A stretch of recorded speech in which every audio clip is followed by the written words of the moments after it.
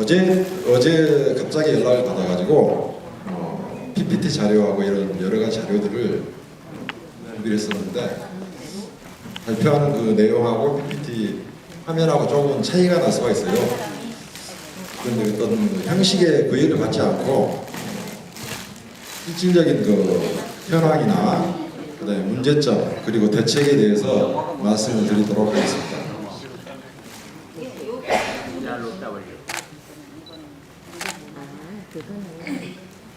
타투는 먼 옛날부터 인류와 함께해온 문화예술입니다.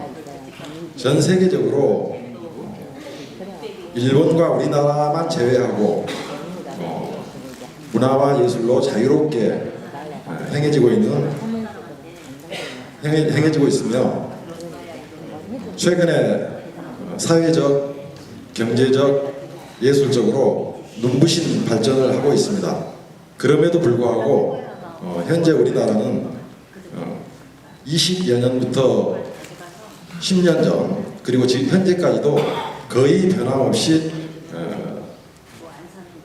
불법 또는 무법인 상황으로 현재까지 진행이 되고 있는 것 같습니다.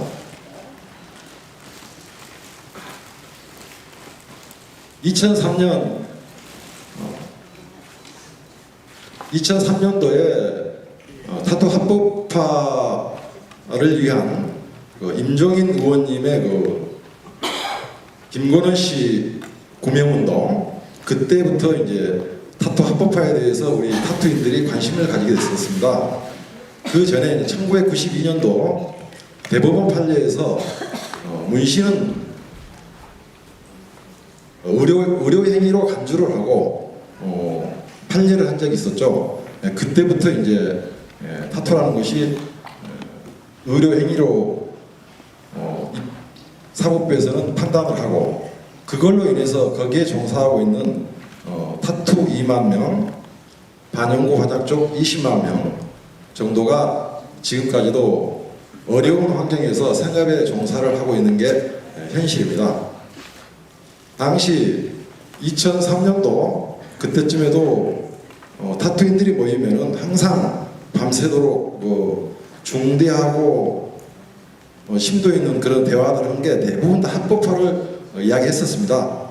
그리고 그때 당시만 해도 5년 후면은 충분히 합법화가 될 것이다라고 희망을 가졌었는데 그로부터 5년이 지나고 또 5년이 지나고 벌써 십수년이 지났는데도 아직까지도 그에 대한 해결책은 나오지 않고 있습니다. 아무튼 이 자리에서 여러분들을 모시고 여러 선후배님들과 동료들의 어떤 어려운 애환이 담긴 그런 무거운 주제를 가지고 여러분 앞에서 발표하게 된 점에 대해서 무한한 영광으로 생각하고 그다음 이런 자리를 만들어주신 정진욱 이사장님께 감사드립니다.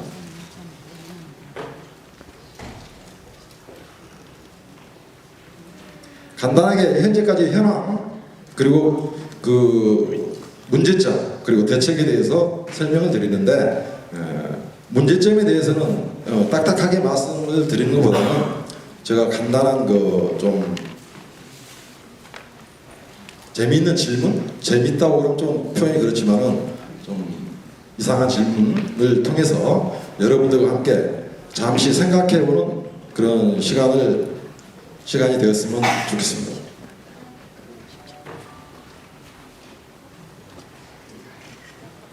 타투에 대해서 일반적인 사항들은 여러분들도 많이 뉴스나 언론이나 어떤 인터넷 통해서 많이 알고 계시리라 믿기 때문에 자세한 내용은 이 자리에서 말씀드리지 않고요. 간단하게 넘어가도록 하겠습니다. 아까 말씀드렸듯이 1992년도에 대법원 판례에서 미용 문신을 의료 행위로 규정을 하고 그때부터 이제 타투에 종사하는 사람들이 어떻게 보면 잠재적 범법 행위를 하고 있는 그런 결과를 초래하게 되었죠. 그리고 그 이후에도 이제 임종인 의원님께서 많이 애를 주셨고, 그다음 김춘진 국회의원님께서도 2013년도부터 그 전 17대부터 18대, 19대 이렇게 법안을 준비하셨지만은 19대 때 바로 전 회기죠. 지금 현재 20대니까요. 상정까지 소관위원회 상정까지 돼가지고 공청회를 마친 뒤에 법사위원회에서 심사 중 회기 만료로 인해서 폐기되고 말았습니다. 그리고 지금 20대가 됐는데 현재도 여러분들이 여러 단체에서 나름대로 열심히 합법화를 위해서 노력하고 있는 걸로 알고 있습니다.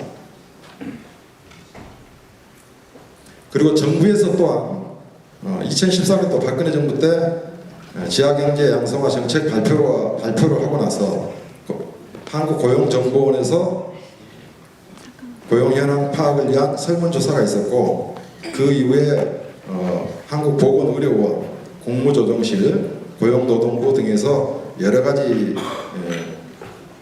연구조사가 있었지만은 결과적으로는 중장기 대책으로 그렇게 진행이 되고 있는 상황입니다. 결과적으로 어떤 특별한 결과가 없는 거죠.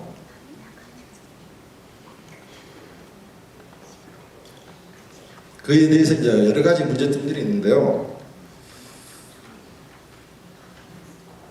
그것을 질문으로 제가 간단하게 넘어가도록 하겠습니다. 타투가 의술입니까? 예술이라고 생각하십니까? 당연히 예술이겠죠. 그렇지만 현재 우리나라 실정은 법상에 법적으로 표시 어디에도 명기가 되지 않는데 이것을 의료 행위로 간주를 하고 있습니다. 사법부의 판단이겠죠. 의술이라고 하는 것은 용어 해석으로 보나 법률로 보나 학문으로 보나 외국의 관행으로 보나 국내의 실정으로 보나 절대 의술은 될 수가 없습니다. 의술이 되려면은 환자의 병을 고치기 위한 고난도의 어떤 기술을 가지고 있어야 되고, 그다음에 대학이나 이런 데서도 정식으로 의과대학에 문신 전문과가 있어야 되겠죠. 그다음에 의료법에도 분명히 표기가 돼야 되고요. 그런데 그런 것들이 전무한 상태이기 때문에 무법이라고 볼 수가 있을 것 같습니다.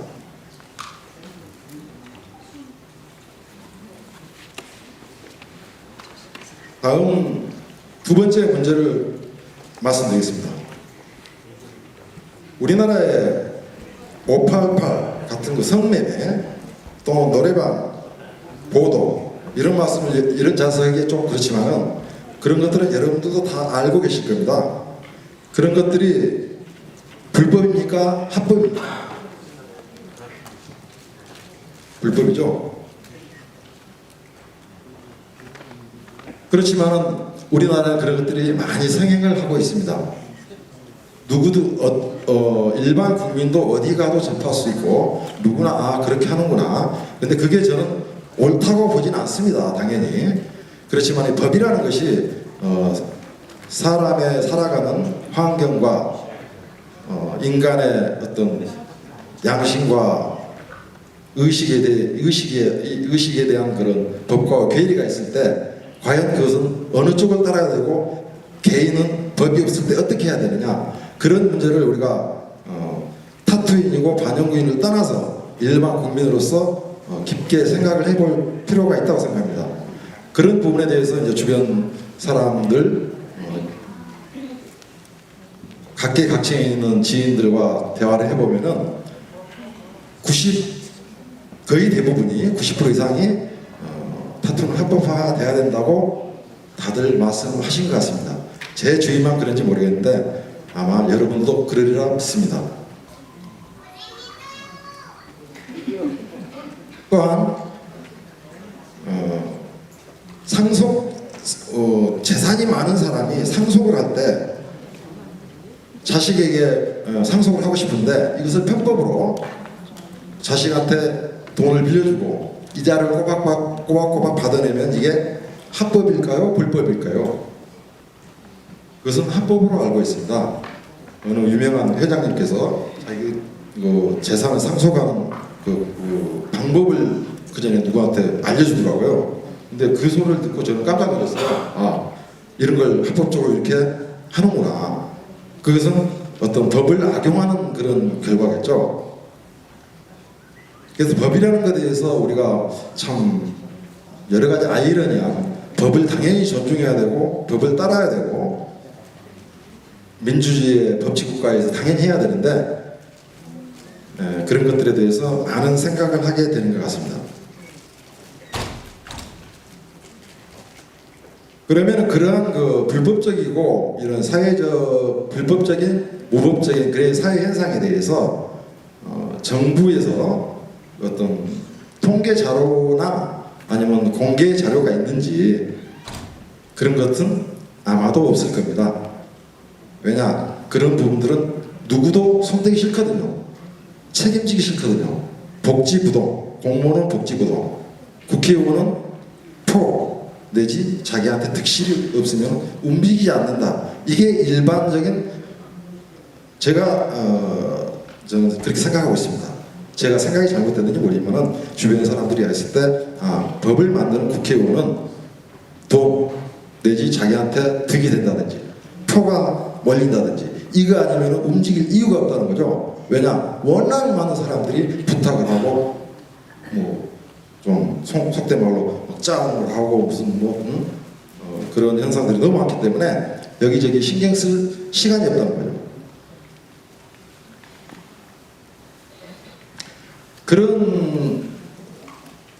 그러한 현실에서 국민들은 누구를 믿고 살아야 되겠습니까? 국가나 법이나 입법, 사법, 행정 물론 그런 것들 다 못 믿을 수는 없어요. 다들 열심히 하시고 좋은 일을 하시고 계시지만은 우리 타투 쪽 특히 아까 사회에서 음지에 있는 그런 직업들 박근혜 정부에서도 분명하게 말씀드렸지만은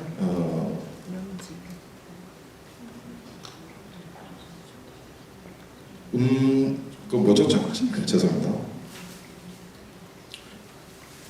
갑자기 생각이 안 나네. 음성적 직업을 어디 공식적으로 인정을 했었죠. 그래서 그런 것들을 양성화시키자라고 해서 그때 고용노동부 그리고 보건복지부에서 많이 노력을 했었습니다. 결과적으로 답은 없었지만요.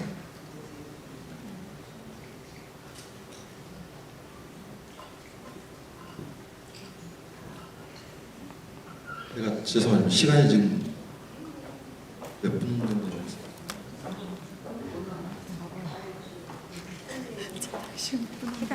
아무튼 말주변도 없는데 이렇게 갑자기 제가 준비를 하느라고 조금 두서없이 말씀드린 점을 안내드려서 이 자리에서 꼭 말씀드리고 싶은 것은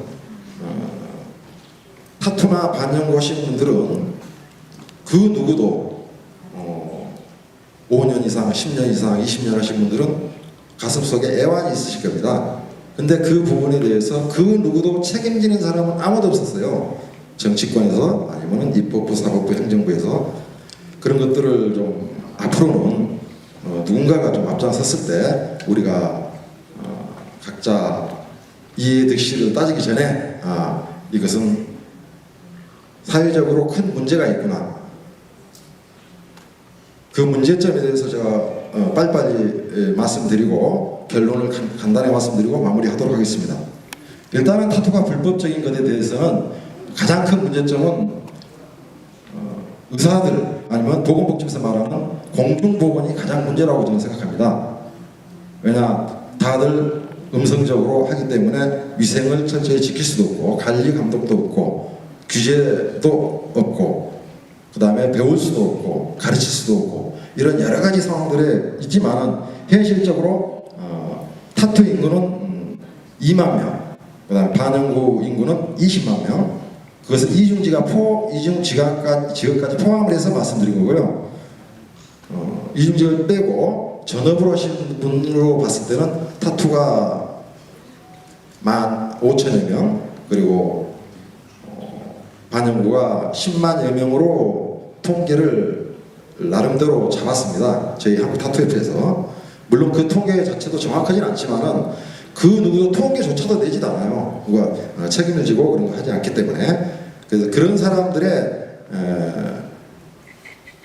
생업을 위한 어떤 잠재적 범법자로서 일을 해야 되고, 그리고 항상 그런 것들